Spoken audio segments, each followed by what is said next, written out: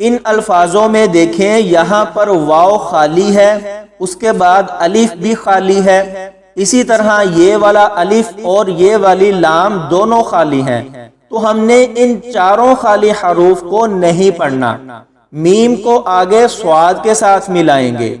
اور اس کے بعد یہاں آخر میں دیکھیں یہ والی واو بھی خالی ہے تو اس کو بھی نہیں پڑھا جائے گا۔ واو زبر وا،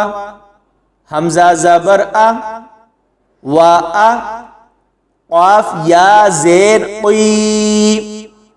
وا ا قی، میم صاد پیش مس، صاد زبر سوا، وا ا قی مس سوا، لام کھڑی زبر لا، سوالا، تا زبر تا، صلاتا، وَأَقِيمُوا الصَّلَاةَ